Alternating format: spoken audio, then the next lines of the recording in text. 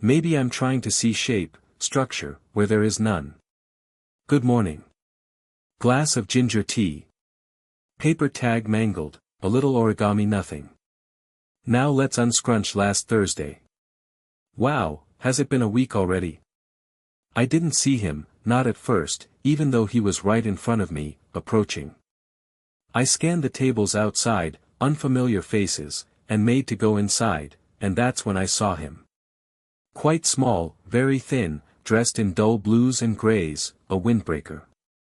He'd almost camouflaged into the pavement, the drab greens and browns of the street trees, the gray of the evening sky. He took up so little space that I genuinely hadn't seen him. I kissed both his cheeks, very almost kissed him on the lips, internally scolded myself. Don't know why it happened. A little unhinged. A sense of familiarity. But I'd already decided I wasn't attracted to him. Often the case with online dating.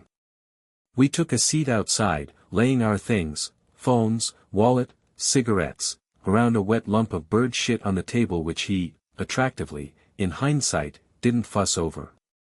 Laid his smoked cigarettes right beside it, actually. Hand-rolled, no filters, brown, sad and soggy, twisted at the end like those tiny explosives that kids toss at the pavement, pop.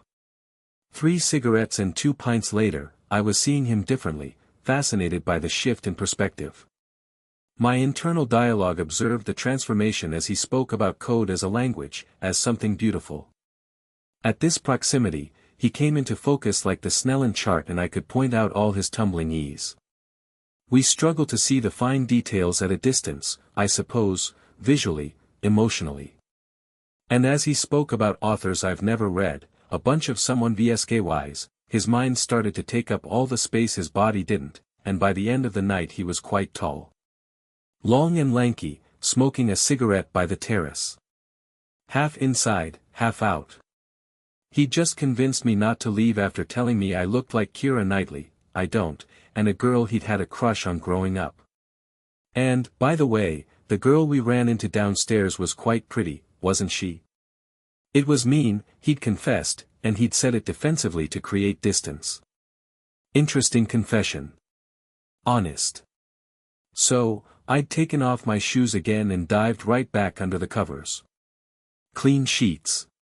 A book on the nightstand. Happy again, hands flapping, foot thumping against the mattress like a dog's tail. You're crazy, he said, but cute. Thick, black-brown eyebrows. A toque of his cigarette.